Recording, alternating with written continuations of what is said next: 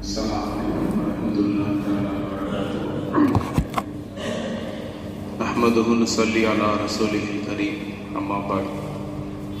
கண்ணியத்திற்குரிய அல்லாஹ்வின் நல்லடியார்களே, அல்லாஹ்வின் கிருபையினால் 29வது தராவீஹினை மிகச் சிறப்பாக நிறைவேற்றினோம். அல்ஹம்துலில்லாஹ். ஒற்றைப்படை இரவுகளின் நிறைவான பகுதி லைலத்துல் கத்ர், இரவை தேட வேண்டிய நிறைவான பகுதி. இன்ஷா அல்லாஹ் இன்றைய இரவு ஹயாத்தாக்க வேண்டிய இரவு. வல்ல ரஹ்மான் நம் எல்லோருக்கும் லைலத்துல் கத்ர் இரவை அடையக்கூடிய பாக்கியத்தை தந்தல்வானாக. அன்பானவர்களே, குர்ஆனிலே அல்லாஹ் சொல்கின்றான், ரப்பனா தகப்பல் மின்னா இன்னக அன்த ஸமீஉல் அலீம். அல்லாஹ்வே, எங்களை ஏற்றுக்கொள்வாயாக, எங்களை ஒப்புக்கொள்வாயாக. இப்ராஹிம் அலைஹிஸ்ஸலாம் அன்னவர்கள் காபத்துல்லாஹுவை கட்டி முடித்து அல்லாஹ்விடத்திலே துஆ செய்தார்கள். அல்லாஹும்ம தகப்பல் மின்னி, யா அல்லாஹ், நான் செய்த இந்த சேவையை நீ புரிந்து கொள்வாயாக. நாம் எவ்வளவு அமல்கள் செய்கின்றோம் என்பதை விட நம்முடைய அமல்கள் அல்லாஹ்விடத்திலே அங்கீகரிக்கப்பட வேண்டும் என்பது கவனிக்க வேண்டிய விஷயம். 1000 ரக்காத்துகள் ஏனோ தானோ என்று தொழுவதை விட ஒப்புக்கொள்ளக்கூடிய வகையில், அல்லாஹ்வின் அங்கீகாரம் பெற்ற வகையில் 2 ரக்காத்து தொழுவது மிகச்சிறந்தது. ஒவ்வொரு அமலுக்கும் அந்த அமலை ஏற்றுக்கொள்ளக்கூடிய வகையில் முடிவு என்பது மிக முக்கியமானது. தொழுகை நிறைவு வரும் பொழுது இஸ்திக்ஃபார் என்பது அந்த தொழுகையில் ஏற்பட்ட குற்றம் குறைகளுக்கான பரிகாரமாகும். எனவேதான் சலாம் கொடுத்தவுடனேயே அஸ்தக்ஃபிருல்லாஹ் அஸ்தக்ஃபிருல்லாஹ் என்று சொல்கிறோம். நம்முடைய இபாதத்து, நாம் செய்யக்கூடிய வணக்க வழிபாடுகள் குறையுடையவை. அந்த குறையை நிறைவு செய்வதுதான் ஒவ்வொரு இபாதத்திற்கு பின்னாலும் ஒரு இபாதத்தை பெருமானார் ஸல்லல்லாஹு அலைஹி வஸல்லம் அவர்கள் நமக்கு சொல்லிக் கொடுத்திருக்கிறார்கள். தொழுகையில் ஏற்பட்ட குறைவை நிறைவு செய்வதற்கு இஸ்திக்ஃபாரை நாம் பயன்படுத்துகிறோம். அதேபோல் பொருளாதாரத்தில் ஏற்பட்ட அந்த பொருளாதாரத்தினுடைய பாதுகாப்பிற்காக ஜக்காத்தை நாம் வழங்குகிறோம். ஒவ்வொன்றுக்கும் ஒவ்வொரு விதமான அந்த இபாதத்திற்கான கபூலியத்தை பெறுவதற்கு நாம் செய்த அந்த இபாதத், அந்த வணக்க வழிபாடு அல்லாஹ்விடத்திலே அங்கீகரிக்கப்பட வேண்டும். அங்கீகரிக்கப்படுவதற்கு தடையாக இருக்கக்கூடிய குறைகளை, நம்முடைய பிழைகளை சரி செய்வதற்கு உண்டான ஒரு செயலையும் பெருமானார் ஸல்லல்லாஹு அலைஹி வஸல்லம் அவர்கள் சொல்லிக் கொடுப்பார்கள். அந்த வகையில் ரமதான் மாதம் 30 நாட்கள் அல்லாஹ்வுக்காக பசித்திருந்து தாகித்திருந்து நம்முடைய இச்சைகளை கட்டுப்படுத்தி நோன்பிருந்த இஸ்லாமியர்கள், நோன்பிலே ஏற்பட்ட சிறு குறைகள் பெருகுறைகள், நோன்பிலே ஏற்பட்ட இந்த பிழைகளை சரி செய்வதற்காக, இந்த குறைகளை நிறைவாக்குவதற்காக அல்லாஹ் கொடுத்திருக்கின்ற ஒரு அற்புதமான வாய்ப்பு தான் சதகத்துல் ஃபித்ர். 30 நாள் நாம் நோன்பு வச்சிருப்போம். நோன்புல ஏதாவது குறை ஏற்பட்டிருக்கும். நம்மையும் அறியாமல், தெரியாமல், புரியாமல் நோன்பிலே ஏற்பட்ட பிழைகள், நோன்பிலே ஏற்பட்ட குறைகள், இந்த நோன்பு அதிலே ஏற்பட்ட குறைகள் நிறைவு செய்யப்பட வேண்டும். இந்த நோன்பு அல்லாஹ்விடத்திலே கபூலியத்தை பெற வேண்டும்.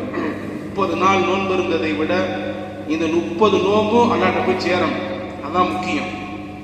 கடிதம் போடுறோம், எல்லாம் எழுதிட்டு ரப்பர் ஸ்டாம்ப் போட்டாம வீட்டுக்குள்ளே வச்சுட்டா கடிதம் போய் சேராது. ரப்பர் ஸ்டாம்ப், அதற்கான ஸ்டாம்ப் ஒட்டும் பொழுதுதான் அது போக வேண்டிய இடத்துக்கு அந்த முகவரிக்கு போய் சேரும்.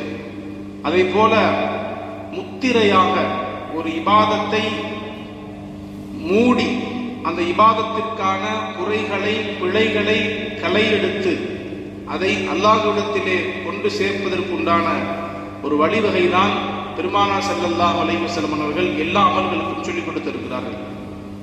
நோன்பிற்கான பிழைகளுக்கான கஃபாரா என்று சொல்வார்கள். கஃபாரா என்று சொன்னால் அதை சரி செய்யக்கூடிய ஒரு வழிவகை. சதக்கத்துல் ஃபித்ர், பெருமானார் ஸல்லல்லாஹு அலைஹி வஸல்லம் அவர்கள் ஃபரத ரசூலுல்லாஹி ஸல்லல்லாஹு அலைஹி வஸல்லம் சதக்கத்துல் ஃபித்ர் அவு ஜகாத்துல் ஃபித்ர் துஹ்ரத்தல் லிஸாயிமி வ துஹ்மத்தல் லில் மசாகின். ரெண்டு விஷயத்துக்காக கொடுக்க சொல்றாங்க. ஒன்று, நோன்பாளியினுடைய நோன்பிலே ஏற்பட்ட குறைகளை சுத்தப்படுத்துவதற்காக, துஹுரத்தல் லிஸாயிம், நோன்பாளியினுடைய அந்த இபாதத்தை அங்கீகரிப்பதற்காக நோன்பிலே ஏற்பட்ட குறைகளை சரி செய்து அதை நிறைவான அமலாக ஆக்குவதற்கு இந்த சதக்கத்துல் ஃபித்ர் சரியா வரும். துஹ்மத்துல் லில் மசாகின், பெருநாள் கொண்டாடுவோம். வசதி வாய்ப்பு உள்ளவர்கள், நடுநிலையாக இருப்பவர்கள் எல்லோருக்கும் பெருநாளை கொண்டாடுவதற்கு உண்டான பொருளாதாரம் நிறைவாக பெற்றிருக்கும். ஏழைகளும் பெருநாளை சந்தோஷமாக மகிழ்ச்சியாக நல்ல பதார்த்தங்களை உண்டு தனக்கு பிடித்த ஆடைகளை வாங்கி அணிந்து கொள்வதற்கு பெருமானார் ஸல்லல்லாஹு அலைஹி வஸல்லம் அவர்கள் சதக்கத்துல் ஃபித்ர பணக்காரங்க மேல கடமையாக்குறாங்க. எப்படி கடமையாக்குறாங்க பாருங்க. நோன்பு முடிஞ்சா பெருநாள் போறதுக்கு முன்னாடியே இதை எப்படியாவது கொண்டு போய் சேர்த்துடணும். அங்கே வைக்கிறாங்க நமக்கு புள்ளி, போக முடியாது. பெருநாளுக்கு போறதுக்கு முன்னாடி, ஈத்கா மைதானத்துக்கு போறதுக்கு முன்னாடியே கொடுத்து முடிச்சிடணும். ஏன் அப்படி வைக்கிறாங்கன்னு சொன்னா, ஏழைக்கு சந்தோஷமா இருக்கணும். நம்ம சந்தோஷமா இருக்கமா இல்லையா? பெருநாளைக்கு நமக்கு பிடிச்ச ஆடைகளை போடுறோம், நமக்கு பிடிச்ச சாப்பாடை சாப்பிட்றோம், ஆர்டர் எடுத்து பிரியாணி ஆக்குறோம். ஏழைகளை விட்டுறக்கூடாது. எப்படி வச்சிருக்காங்க பாருங்க. இந்த நோன்புக்கான முத்திரையாக இந்த சதக்கத்துல் ஃபித்ர வைக்கிறாங்க. அந்த சதக்கத்துல் ஃபித்ர பெருநாளுக்கு முன்னாடி கொடுத்துரும். அற்புதமான ஒரு திட்டம் இந்த திட்டம். அன்பானவர்களே, அனுமதி இருக்கிறது. என்ன அனுமதி இருக்குது? ஒரு நாள் 2 நாளைக்கு முன்னாடி கொடுக்கலாம். ரொம்ப காலமா நம்ம அப்படி செஞ்சுக்கிட்டு இருக்கோம். பெருநாளுடைய ஃபஜ்ர் தொழுகை முடிச்ச உடனே கறி வாங்க போறோமோ இல்லையோ, ஏழைகளை தேட ஆரம்பிச்சிருவோம். கொண்டு போய் பெருநாளுக்கு தொழுகைக்கு போறதுக்கு முன்னாடி அடித்து சொல்லிட்டாங்க, அதனால கொண்டு போய் கொடுத்துடணும். அன்பானவர்களே, ஒரு நாளைக்கு 2 நாளைக்கு முன்னாடி கொடுத்தீங்கன்னா ரொம்ப பிரயோஜனமா இருக்கும். பெருநாள் அன்னைக்கு காலையில் கொண்டு போய் கொடுத்தீங்கன்னா அன்னைக்கு காலையில் கடையெல்லாம் திறந்துருக்காது, நீங்க போய் ட்ரெஸ் எடுக்க முடியாது. பெருமானார் ஸல்லல்லாஹு அலைஹி வஸல்லம் அவர்கள் அதற்கு அனுமதி கொடுத்திருக்கிறார்கள். கபுல யூமின் அவ் யௌமைனி ஹதீஸ்ல வந்திருக்குது. பெருநாளுக்கு 1 நாள் அல்லது 2 நாளுக்கு முன்னால் சதக்கத்துல் ஃபித்ரை நாம் நிறைவேற்றி விட்டால் அது ஏழைகளுக்கு பிரயோஜனமா இருக்கும். இன்னைக்கு கொடுத்தீங்கன்னா நாளைக்கு அவங்களுக்கு தேவையான துணி எடுத்துருவாங்க. அவங்களுக்கு உண்டான ஷெட்யூல் கொஞ்சம் எவ்வளவு கையில பணம் இருக்கு தெரிஞ்சா அந்த பணத்துக்கு ஏற்றாற் போல அவர் செலவுகள் அமைச்சுக்கிடுவாங்க. அப்போ 1 நாளைக்கு 2 நாளைக்கு முன்னாடி கொடுப்பதை இஸ்லாமிய மார்க்கம் அனுமதிக்கிறது. நமக்கு அதனால பயப்பட வேணாம், சதக்கத்துல் ஃபித்ர் நிறைவேறாம போயிருமோ அப்படின்னு கிடையாது. நோம்பெல்லாம் வச்சு முடிச்சிட்டோம், 1 நாள் 2 நாள் தான் இருக்குது. சதக்கத்துல் ஃபித்ரை 1 நாள் 2 நாளைக்கு முன்னிலிருந்து கொடுக்க ஆரம்பிக்கலாம். கடைசி நேரம் தான் பெருநாள். பெருநாள் போற வரைக்கும் கொடுக்கணும் கிடையாது. இன்னைக்கு கொடுக்கலாம், நாளைக்கு கொடுக்கலாம், பெருநாள் அன்னைக்கு ஃபஜ்ருக்கு கொடுக்கலாம். எப்பொழுது நமக்கு வாய்ப்பு கிடைக்குமோ, நமக்கான அவகாசம் எப்போ கிடைக்குமோ அப்போ கொடுத்துடணும். யாரு கொடுக்கணும், யாருக்கு கொடுக்கணும், யார் யாரெல்லாம் ஜகாத்து கடமைப்பட்டிருப்பார்களோ அத்தனை நபர்களும், நோன்பு வைத்தவர்கள் நோன்பு வைக்காதவர்கள் எல்லோருக்கும் கடமை. எங்க வீட்டுல எல்லோரும் இருக்கிறாங்க. சில பேர் முடியாம நோன்பு வைக்காம இருக்கிறாங்க, அவங்களுக்கும் கொடுக்கணும். நோன்பு வச்சவங்களும் கொடுக்கணும். ஜக்காத்துடைய நிசாபு பொதுவாக 1 ஆண்டு பூர்த்தி அடைஞ்சாதான் ஜக்காத்து கொடுக்கணும். ஆனா சதக்கத்துல் ஃபித்ருக்கு அது கணக்கு கிடையாது. பெருநாள் அன்னைக்கு காலையில ஒரு நபருடைய கையில அல்லது பேங்க் இருப்புல அல்லது வீட்டுல பீரோல்ல 612 கிராம் வெள்ளி, அதற்கு தகுந்த விலை, இன்னைக்கு 300 ரூபா விற்கிதா வெள்ளி, கணக்கு பண்ணிக்கிறீங்க. 612 கிராம் வெள்ளியுடைய மதிப்பு எவ்வளவு இருக்கோ அந்த தொகை நம்முடைய கைவசம் இருந்துச்சு சொன்னா நான் சதக்கத்திற்கு கொடுத்தே ஆகணும். எங்க வீட்டுல பெருநாள் அன்னைக்கு காலையில ஒரு குழந்தை பிறக்குது, கண்டிப்பா அந்த குழந்தைக்கு சதக்கத்துல் ஃபித்ர் கொடுத்துடணும். சதக்கத்துல் ஃபித்ர் கொடுக்கணுமா, பயப்பட தேவையில்லை. சொச்ச பணம் தான். தொகையாக நம்முடைய இமாம்கள் நமக்கு அதை எப்படி தொகையாக கொடுக்க வேண்டும் என்பதை நமக்கு அழகா வரிச்சு கொடுத்துருக்காங்க. 90 ரூபாய் கொடுத்தா போதும். சா 1 கிலோ 600 கிராம் கோதுமை கொடுக்கணும். அது சரியத்துடைய சட்டம். நம்ம அதை கணக்கு பண்ணி கோதுமையெல்லாம் அளந்து கொடுக்க முடியாது. பொருளாக பணமாக கொடுப்பது சால சிறந்தது. அப்ப 90 ரூபாய் கொடுக்கணும். அது யாரு கொடுக்கணும்? பணக்காரன் மட்டும் இல்ல. 612 கிராம் வெள்ளி, அதனுடைய மதிப்பு பணமா நம்மகிட்ட இருக்கு, நம்முடைய கைகள்ல இருக்குது அல்லது நம்முடைய கைவசம் இருக்குன்னு சொன்னா அவங்க கொடுக்கணும். அவங்க வீட்டில் இருக்கக்கூடிய எல்லோரும் குழந்தைகள் உட்பட கொடுக்கணும். யாருக்கு கொடுக்கணும்? ஜக்காத்தை பெற தகுதியாக இருக்கக்கூடிய எல்லாருக்கும் கொடுக்கலாம். யார் யாரெல்லாம் ஜக்காத்து வாங்குறதுக்கு தகுதியாக இருக்கிறாங்களோ, கேட்பதற்கு கூச்சப்பட்டு கொண்டு சுயமரியாதையோடு இருக்கக்கூடிய ஊரில் இருக்கக்கூடிய நல்லவர்கள் அவங்களுக்கு கொண்டு போய் கொடுங்க. முஸ்லீம்களுக்கு மட்டும் தான் கொடுக்கணும். சதக்கத்துக்கு யார் கொடுக்கணும்?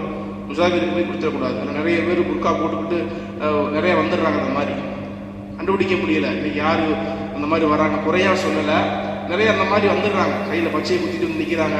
நம்மளை பார்த்தோன்னே பச்சையை மறைச்சிடுறாங்க. அங்கிட்டு போன பிறகு புர்கா கள்ளி போட்டு வேற மாதிரி போயிடுறாங்க.